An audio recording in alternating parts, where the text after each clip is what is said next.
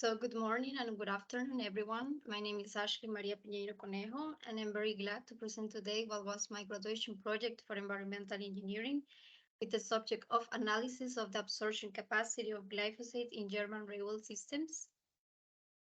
The content of this presentation, first I will make a small introduction about some general concepts. Then I will speak about the objectives of my investigation, the methodology that was followed, and the results and discussion that I got. And then I will make some conclusions and recommendations. So for start, it is very important to remove all the weed that is growing along the railway systems to ensure a proper maintenance and safety in the rail traffic. For this, there are like several mechanical methods that could be used, but until now, the most economical viable option is the use of chemical herbicides. For this, the glyphosate is the one that it's been used the most. Is a popular choice because it has good effectiveness and low toxicity.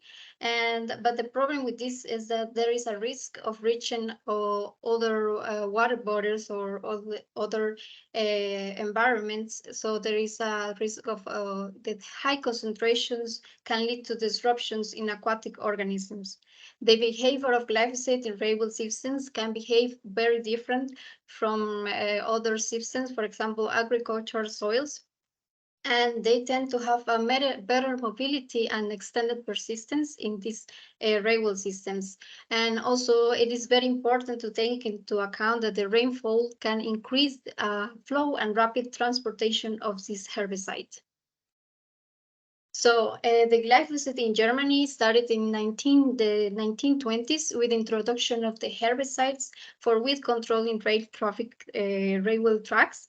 And in 1996, the Deutsche Bahn, which is the federal institution for the railway traffic transportation, started to use exclusively glyphosate. So from 2001 to 2015, there was a study that they collected 399 samples of humans, and they analyzed the content of glyphosate and AMPA, which is the main metabolite of glyphosate, and they found 31.8 contained glyphosate and the 40.1% contained AMPA. In 2023, the Deutsche Bahn will no longer use glyphosate, and the new alternative to replace these herbicides is the pelargonic acid. So, the glyphosate application and transportation in railway systems. It is important to understand the structure of these railway systems. It has two main structures: the superstructure, that is all the rails and cross ties and all the track material that you can see above the ground. And the substructure is all the strata or granular materials, such as rocks and sands, that you can see here. First is the first layer, which is the ballast layer of all the gravel. Under that, there is a combination of sands and rocks. And under that, there is a natural layer or natural soils. It is very important that, so for example, the glyphosate comes, it's applied in a spray train, and it's applied in the rail tracks and in the ballast layer. And from this moment, the movement will be influenced by the rainfall. So when it's low intensity of rainfall, it can be absorbed and contained in the under layers. And when it's a low intensity of rainfall, it can reach or transport more easily and reach another environment, such as water bodies that are nearby these systems.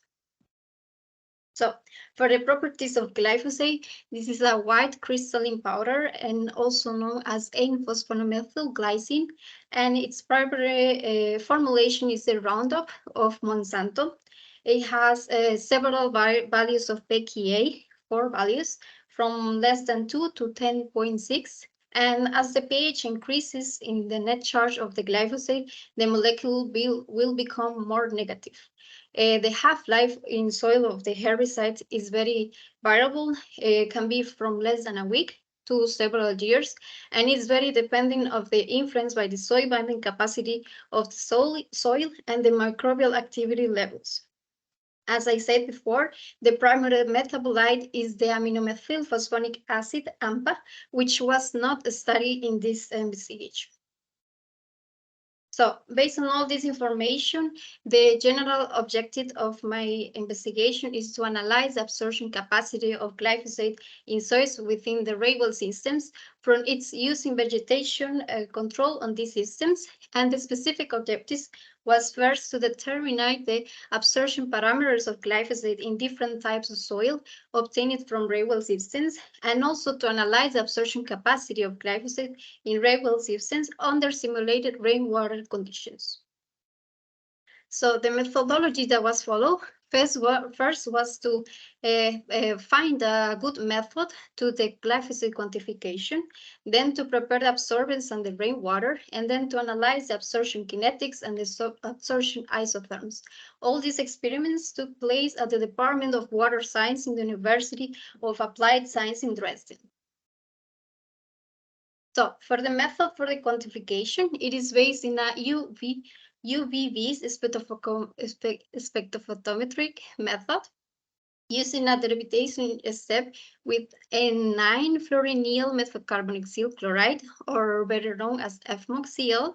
So the idea is to put the glyphosate molecule in contact and reacting with the FMOC to have a derivatized glyphosate, which will be more visible for the spectrophotometry method, and then will be measured with a wavelength of 265. This method is based on Weiman et al. 2011. So from this, I got a calibration curve that allows me to measure the glyphosate from 1 milligram per liter to 20 milligram per liter. And from this, I decided to use a concentration of 8 milligram per liter in all my experiments. So this is anticipating an 80% of removal of the glyphosate in my samples, so I can be able to measure my samples. So it's in between the range of quantification. So for the preparation of the absorbents, these all four absorbents are part of the rainwater systems from different sites. It's important to mention that the KJ, it's a term for corn gamish, which means a mixture of sands and rocks with sizes, particle sizes less than 56 millimeters. And for the KG1.1 and the KG1.1, they should have like similar conditions, but the KG2, the difference between this is that has a better infiltration capacity than the KG1. And the fine material, this one was analyzed from the gravel, from the ballast. I removed the fine material that is attached to this gravel material, so I can analyze it too. So for all the cases, I analyzed them in a particle size lower than 2 millimeters, and they are from different locations. The KG1.1 has not a lot of information because it has been in storage in the university for some years, so there is not a lot of information. For the rest of the materials, they come from different parts of Germany. So all this is the content of these soils, but it's important to know that I will only measure the silt and the sand because of the gravel. It's above the particle size that I was using, so it won't be analyzed. So these are the samples that I measure. So for the preparation of the absorbents, I divided in two sets. The first set is the KG1.1. This soil was used for the absorption kinetics, the analysis of pH and the temperature effect, and in the absorption isotherms. So this soil was washed, dried at 105 Celsius degrees, and then it was sieved to a particle size lower than 2 millimeters. Then during the experiments, we saw that there is a presence of air in the soil. So we decided to make a treatment to remove this air from the soil, putting 20 grams of soil in contact with 50 millimeters of ultra-pure water and applied under vacuum pressure until the escape of air bubbles ceased. So as you can see in the picture, there is some bubbles. So the idea is to remove all these bubbles from the soil. So in the second set, I used the KG1.2, KG2, and fine material. And in this, we wanted to keep the natural conditions of the soil, so we didn't make this treatment. So we use this soil for the absorption isotherms, and we only dry it without washing it. And then we sieve it also. So as we know, the natural rainwater can vary a lot between between the composition of ions, the pH, the pollutants content. So for this, we need to have a constant artificial rainwater. So that's why we made an artificial rainwater using data from natural rainwater of the concentrations collected from Saxony, which the resident belongs to Saxony. And we use the data of the natural rainwater using these ions. So I made a stock solution with these concentrations, and we have conditions of pH of 5.6 and an AC of 19, which give us very close to the natural rainwater conditions. So from this stock solution, in every experiment, I can reproduce the same conditions of rainwater. So for the absorption kinetics, I use per bottle 2 grams of KG1.1 under different conditions. As I said, first it was used dry, then moistened it 24 hours before the experiment, and then after the treatment. So the solution for every bottle was 200 milliliters with 8 milligrams per liter of glyphosate and a temperature of 20 Celsius degrees. The agitation speeds under study were from 100 to 200 until we found that 180 RPM was the more proper to find the equilibrium point. And the sample took in time of intervals from 2 minutes to 3 days. All this data was fed to the models of kinetics of pseudo first order, pseudo second order, LOVish, and second order. So for analysis of the pH and the temperature on glyphosate absorption, first for the effect of pH, we analyze the values of from 3 to 8.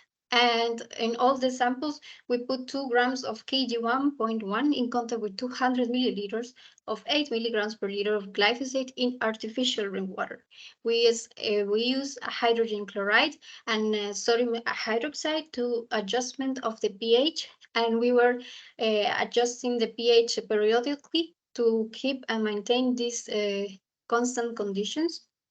We found out that the equilibrium point is 48 hours, so the agitation was for 48 hours at 180 RPM and 20 Celsius degrees.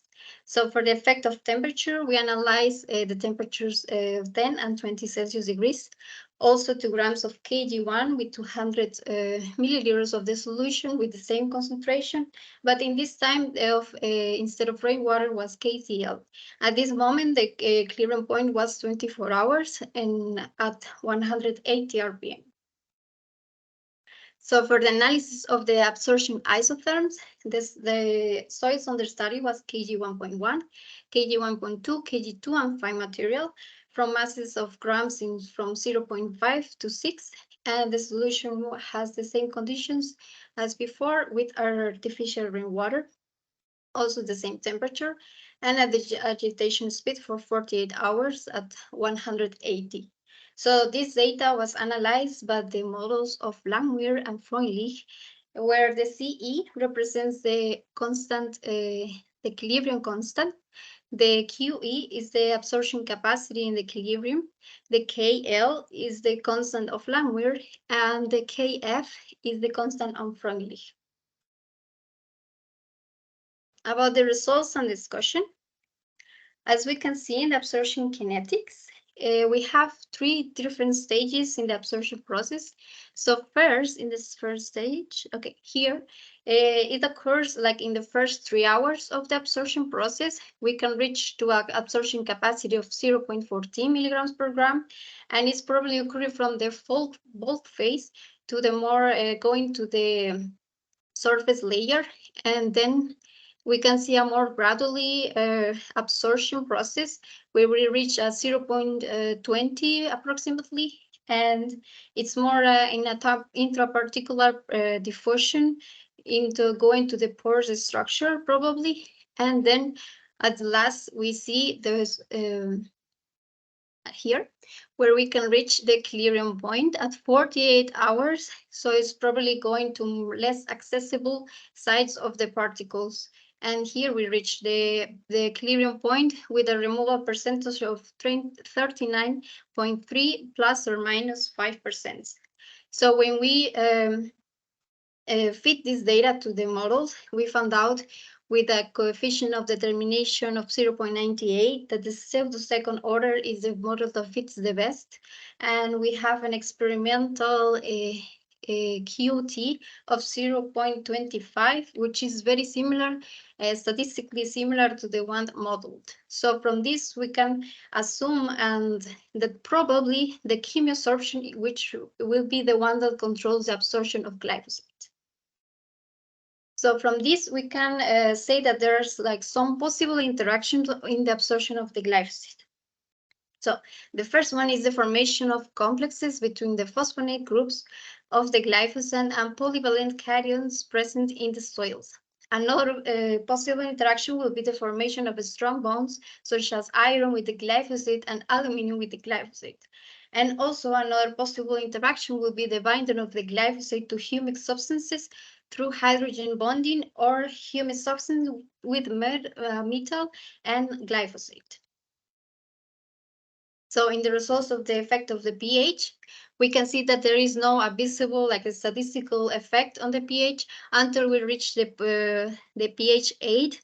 But in the literature, we find that the elevation in the pH results actually in a stronger electrostatic repulsion and reducing the sorptive strength of the glyphosate. This is because the molecule of glyphosate will become more negative with the increasement of the pH. I will explain later. So for the temperature, also we see that there is no actual effect. When we compare, for example, the removal percentage, there is no difference between the 20 Celsius degrees and the 10 Celsius degrees. And also it's the same for the adsorption capacity. But in the literature, it says that the glyphosate absorption process is exothermic. So for this reason, it should be the absorption capacity escalate with the rising of the temperature. So for explaining the absorption mechanism in the glyphosate, we have the distribution of the species with the glyphosate with the changing of the pH. So as we can see, when the pH increasing, the molecule of glyphosate is getting more negative. So if we analyze the pH of the points of zero charge, for example, a sand, that could be a silicate, it has a point of zero charge in a pH of 2. So it means that from the pH 2, this molecule will be negative. So if we put it in contact with glyphosate, both will be negative. So it will increase the repulsion between them. It's a similar case with the kaolinite, which is a clay. We has or a pH of the point of zero charge. So it will be similar also from the pH 4. It will be a repulsion between the clay and the glyphosate. But it's different, for example, if we analyze an aluminum hydroxide or iron oxide that they have a more higher pH in the point of zero charge. So we can explain, for example, or expect that when they put we have for example, the ioxide or the hydroxides like here, so they will be charged positively in the side of the scale. So when they put in contact with glyphosate, they will have a more attraction process. So we have like a better range of absorption between them. So for the absorption isotherms, we have type 1 isotherm, or this is what we thought. So we have a maximum removal percentage of 68.48 with experimental absorption capacity of 0.22. When we fit into the models, we found out that the Langmuir model has a better coefficient of determination. So for this means, we find out that it could be a better fit. And also when we analyze the adsorption capacity in the model, we found out that it's very statistically similar to the one experimental. So from this side, the Langmuir models tell us that it's a chemisorption. So it fits also with what we found in the kinetics.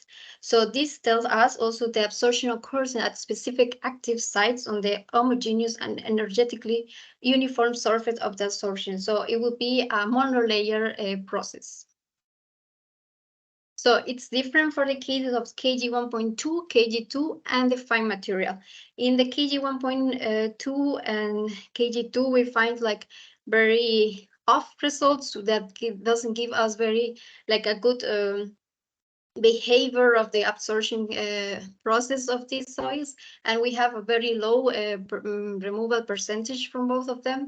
In the case of the farm material, we find a bit higher removal percentage, and we can see that the isothermy has like an S shape. So from this, we can also see the Langmuir and the Freundlich model. When we see the coefficients of determination from these two, we can see that it's very low. So for us, it's like an unfavorable absorption. But when we see the fine material, we can see that there is like a better like coefficient of determination. But seeing the value of RL, this also gives us that it's not a favorable absorption. So when we see the absorption in the Freundlich model, it has like a better fit, and also the intensity of the absorption actually has a good value. So from this, we can say that it's a multi-layer process occurring on heterogeneous surfaces. So we wanted to analyze that maybe because we didn't treat the KG1.2, the KG2, and the fine material, maybe that was affecting the absorption. So we analyzed it before and after the treatment to see to compare if it's actually this. But we can see the difference between them, except for the fine material, which actually is higher when it's dry and when but this also could be because when you wash it, so maybe we can be losing some particles of the silt. So this could explain that, for example, between the soils, they are actually very different between them. So from this reason, it's important to analyze also some potential factors affecting the glyphosate absorption. The first one could be the soil organic matter, that this has a dual effect in the absorption process. It can either increase the concentration of the poorly ordered aluminum and iron oxide or inhibit the glyphosate absorption sites. And also, it could be important to analyze the organic carbon, because when there is a low content, it could like limit the rotation capacity of the soil. And also the mineral composition, it's important because, for example, the silica minerals are generally considered chemical inactive materials and the surface share is negligible or very low. So for this reason, we conclude that first, the experiment results of absorption kinetics fits better with the pseudo second order model, which indicates that it's a chemisorption mechanisms.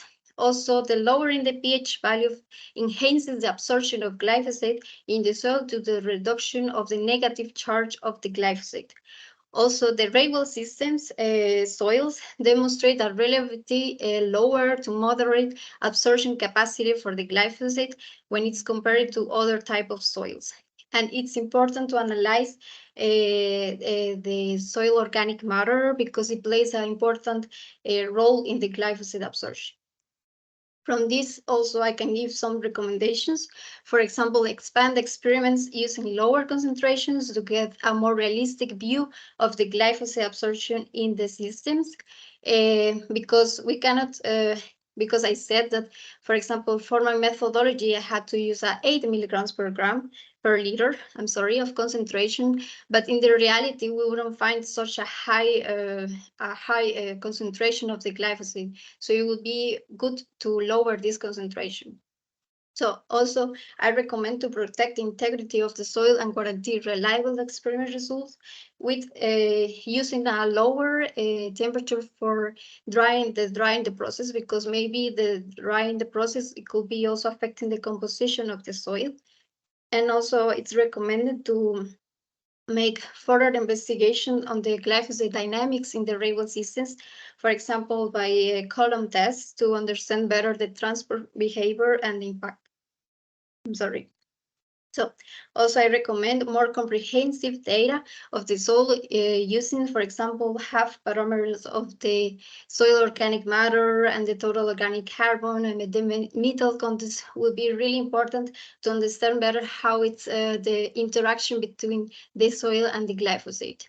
And also, it will be important to explore the incorporation of different soils or material, such as iron or aluminum oxides, into the rainwater soils to enhance the absorption capacity. As we saw, these oxides and hydroxide has a better interaction and attraction with the glyphosate. I really want to thank the Tecnológico Costa Rica and Ingeniería Ambiental and the HTV in Germany. And especially I want to thank to my professor, Luis Guillermo Romero, for all the guidance, and my co-professor, Professor Dr. Engineer Thomas Grischek, for all the welcoming and all the opportunity to work in Germany and in his department. And of course, also the Department of Water Science in the HTV Dresden that also were very helpful and very also welcome. Thank you very much.